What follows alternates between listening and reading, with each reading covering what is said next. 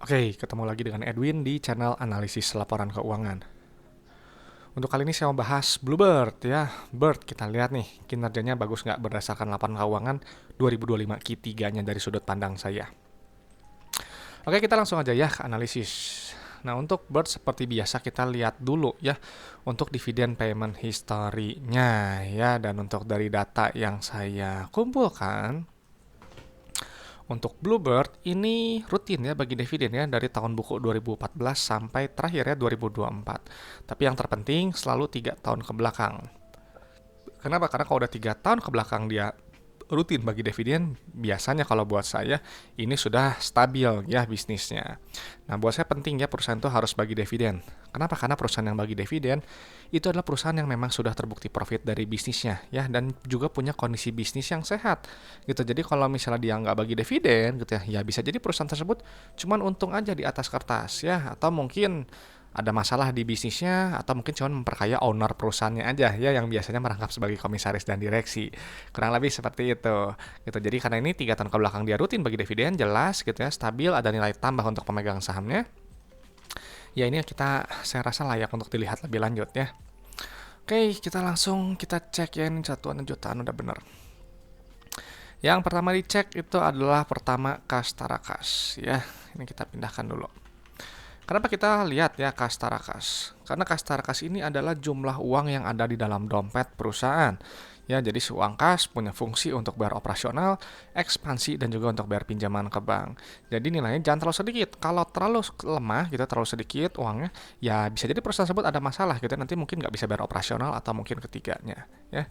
Dan untuk posisi kas tarakas untuk yang sekarang ini 976 miliar, turun dari sebelumnya 1,1 triliun ya. Nanti detailnya kita cek di laporan arus kasnya. Oke, selanjutnya kita langsung ke ekuitasnya dulu ya.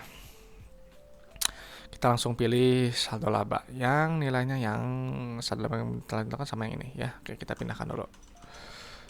Nah, buat saya penting ya untuk lihat saldo laba gitu. Kenapa? Karena saldo laba ini adalah total akumulasi keuntungan yang telah dihasilkan perusahaan dari semenjak perusahaannya pertama kali berdiri sampai sekarang 2025 Q3. Nah, jadi untuk si Bluebird nih ya, dari dulu pertama kali berdiri sampai sekarang 2025 Q3 telah menghasilkan total profitnya sebesar 3,3 triliun ya, di luar dividen yang telah dibagikan. Jadi ini adalah perusahaan yang baik ya, saldo labanya positif, dia bisa bagi dividen. Ya, karena kalau perusahaannya saldo labanya negatif atau defisit, ya dia termasuk perusahaan yang rugi melulu ya, dan termasuk perusahaan yang bermasalah kalau buat saya. Jadi kalau perusahaan bermasalah, mau harganya naik berkali-kali lipat juga saya tidak tertarik ya dengan sahamnya. Oke, selanjutnya kita langsung cek ke bagian ekuitasnya dulu ya. Ini ekuitasnya, nah ini. Ya, kita pindahkan dulu. Pindahkan dulu. Oke ya, dan ini kita lihat ya, ini rasio saldo laba terhadap modal awalnya ini 1,15 ya, atau 1,1 lah gitu ya. Jadi si Bird telah menghasilkan total profitnya sebesar 1,1 kali modal awalnya ya. Jadi kalau teman-teman punya bisnis modalnya 1 miliar, itu telah menghasilkan 1 miliar 150 juta. Ya, jadi ini bagus. Udah balik modal karena nilainya udah di atas 1. Dan ini di luar dividen yang telah dibagikan. Ya, jadi kalau dividen dimasukkan kembali, ya mungkin lebih ya, mungkin udah 2, tampaknya 2 lebih sedikit gitu. Nah, jadi gitu. Jadi kita harus lihat ya rasionya gitu. Dan juga memang untuk secara PBV, saya rasa memang ini cukup murah ya, di 0,71 dengan potensi profitnya 40% kalau dia mencapai ke book value-nya di berapa? 2.400 ya, sekarang 1.730. Oke, selanjutnya kita cek ke bagian profitabilitasnya ya. Untuk laporan laba rugi, kita langsung pilih pendapatannya yang ini nilainya ya. Kita pindahkan dulu. Kenapa kita harus lihat pendapatan ya? Karena kalau pendapatan ini adalah pos keuangan yang menunjukkan pertumbuhan perusahaan. Perusahaan yang baik, ya pendapatannya akan cenderung naik. Ya, dan ini kita lihat ya untuk kinerja Bluebird dia naik tuh, naik 500 miliar. Ya, ini bagus, artinya produk atau ya produk barang atau jasanya ya, ini kan ya jasa ya, jasa antar jasa taksi ya, jasa antar jemput lagi. Jadi namanya produk bisnis ya, produk barang atau jasanya yang dijual perusahaan itu diminati oleh pasar ya, dibutuhkan oleh konsumennya gitu. Jadi ini baik ya. Nah, nanti si pendapatan nanti akan dikurangi oleh harga modal barang atau jasa. Nanti keluar laba bruto. Ya, laba brutonya ini kita pindahkan dulu.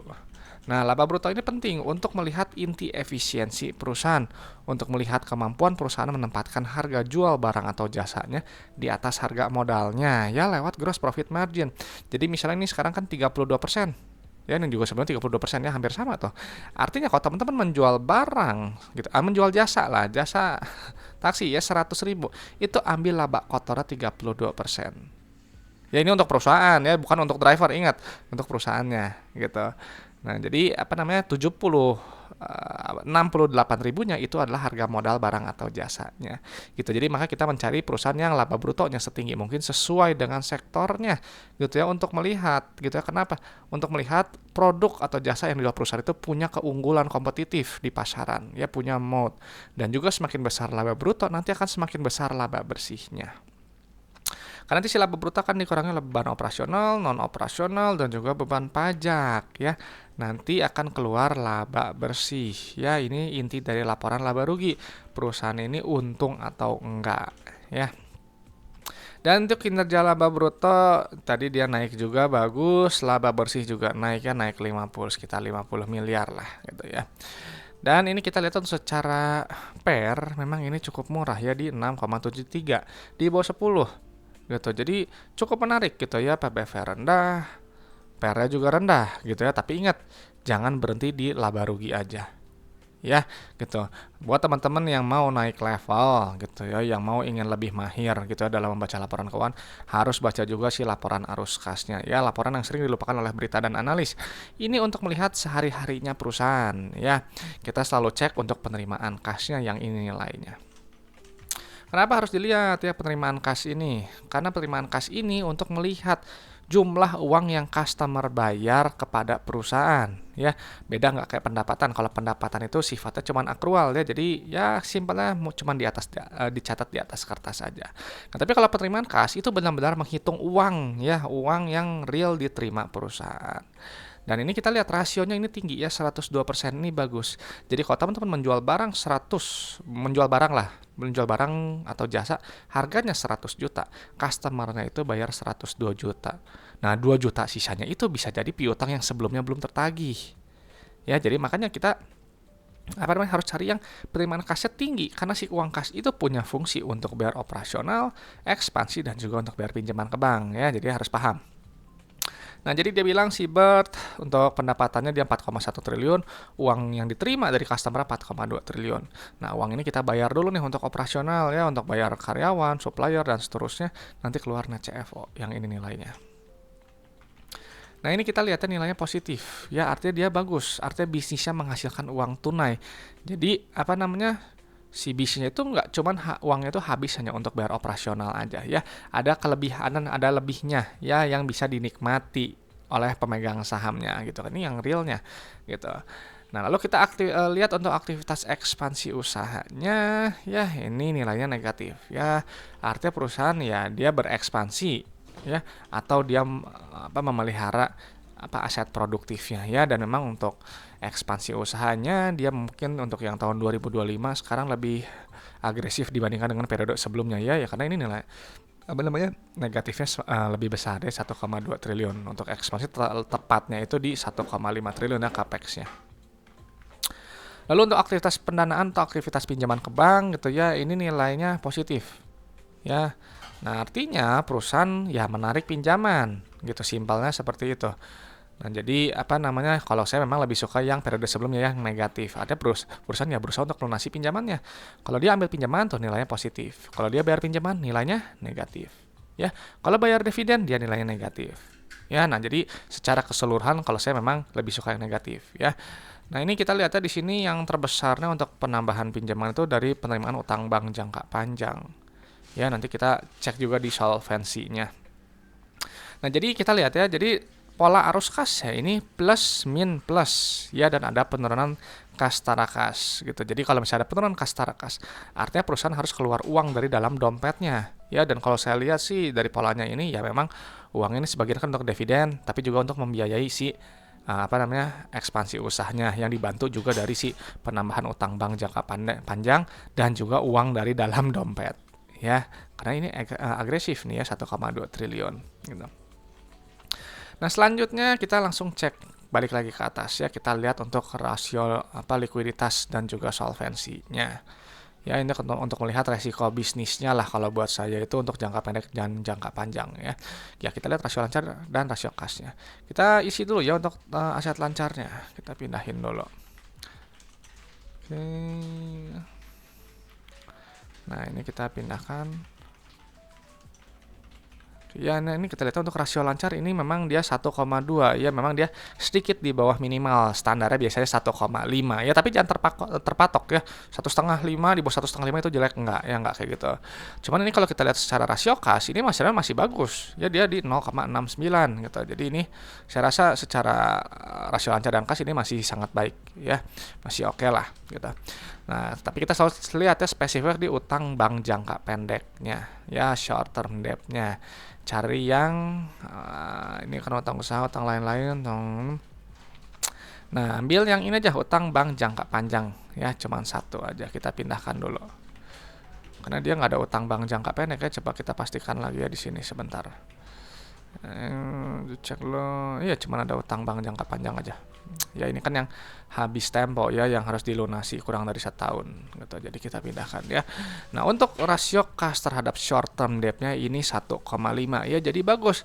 Uang kasnya ini gitu ya, di dompet ada 976 miliar, utang depan mata ya 651 miliar, bisa dengan mudah langsung dilunasi.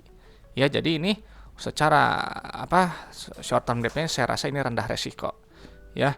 Jadi ini baik gitu di mata saya. Nah, lalu untuk jangka panjangnya gitu ya, kita pindahkan dulu untuk DER-nya ya. DER ya, kita pindahkan dulu untuk debt to equity ratio. Ini rasionya pas ya, mepet gitu ya. 0,5 gitu ya. Dan memang masih aman ya di bawah 1 gitu. Jadi ini untuk jangka panjang ya masih terlihat rendah resiko ya, tapi kembali lagi kita lihat spesifiknya di untuk long term debt to equity rasionya ya, kita lihat. Nah, ini utang bank jangka panjang setelah dikurangi ya, yang ini nilainya kita pindahkan dulu. Nah, ini kita lihat rasionya long term debt to equity-nya masih rendah ya, masih di 0,19 ya. Biasanya kalau saya ya maksimal sekali di 0,5 lah gitu ya, masih dalam batas aman. Nah, jadi memang untuk jangka pendek ya secara likuiditas ini masih aman, masih baik, rendah resiko. Nah, jangka panjang juga masih rendah resiko ya. Namun yang perlu yang kita harus digaris bawahi itu yang harus jadi fokus sedikit, itu debt-nya memang naik ya, yang sebelumnya 1,3 sekarang jadi 1,8. Nah, cuman kembali lagi ya, selama perusahaan gitu ya menghasilkan uang tunai, nah CFO-nya positif ya, dia akan melunasi pinjaman-pinjamannya yang ada ya, jadi nilainya negatif. Nah, tapi ingat ya, ekspansi ini ya kita lihat juga nanti di kuartal berikutnya apakah dia masih berekspansinya agresif atau enggak gitu. Karena kan ini kan masih tercatat di 2025 ya, nanti mungkin baru mulai kelihatan di tahun buku 2026 gitu. Jadi laporan kuartal-kuartal terbaru ya harus dipantau juga gitu ya. Kenapa? Karena kalau misalnya dia ada penurunan CFO, takutnya nanti malah jadi gali lubang tutup lubang ya, karena nanti ada kemungkinan si pinjaman itu kesulitan dibayar gitu ya untuk jangka panjang, dan juga dividen bisa juga jadi lebih kecil ya. Cuman untuk sejauh ini saya rasa sih masih dalam batas aman ya untuk si Bird ini gitu, karena ya tadi posisi kasnya tadi ini sangat-sangat kuat ya, di 1,5. Nah, jadi untuk Bluebird gitu ya, setelah dipindahkan data-data keuangannya, secara pembayaran dividen ini adalah perusahaan yang jelas ya, bisnisnya nyata, real, ada nilai tambah yang dihasilkan untuk pemegang sahamnya. Lalu saldo labanya positif ya, telah menghasilkan total profitnya 1,15 kali modal awalnya ya, dan ini pasti udah lebih nilainya karena tadi udah dibahas. PBV murah ya, saya rasa di 0,7 gitu ya, cukup murah dengan potensi profit 40% kalau mencapai ke book value-nya ya. Dan juga PER juga udah cukup murah di 6,7, dan pola arus kas memang CFO-nya bagus ya, dia positif, namun dia ekspansinya lebih agresif, dan juga makanya dia membutuhkan ada pinjaman ke bank ya. Jadi untuk secara debt dia tadi naik ya, jadi secara likuiditas memang dia masih aman ya, soal solvabilitas juga masih aman. Cuman untuk kuartal-kuartal ke depan perlu diperhatikan untuk masalah di arus kasnya aja ya, pastikan dia tetap solid sehingga nanti ke depannya tidak ada problem untuk melunasi pinjaman. gitu. Oke, itu aja mungkin pendapat saya untuk Bird ya. Nah, nggak tahu kembali lagi ya buat teman-teman gitu ya, apakah Bird ini masih menarik atau enggak gitu ya. Boleh sampaikan pendapatnya di kolom komentar. Dan teman-teman harus tahu kalau analisis laporan keuangan itu hanyalah sebagian kecil dari fundamental. Hanya menilai kinerja masa lalu sampai 2025 Q3. Ya, jadi untuk Q4 berjalan, tahun ke depannya gimana? Ya, itu apa namanya? Silahkanlah proyeksikan sendiri apakah masih bagus atau enggak. Dan sekali lagi saya sampaikan, saya hanya bahas kinerjanya aja berdasarkan laporan keuangan ya, saya nggak bahas harga sahamnya ya. Jadi untuk masalah harga saham dan valuasi ya kembalikan lagi ke teman-teman dan juga market yang menentukan ya. Oke teman-teman, itu aja. Terima kasih sudah menyimak. Semoga sharing dari saya ini bermanfaat dan juga bisa memperkaya pandangan teman-teman dalam menilai suatu perusahaan. Ya, saya Edwin dari channel Analisis Laporan Keuangan. Sampai jumpa di video-video berikutnya.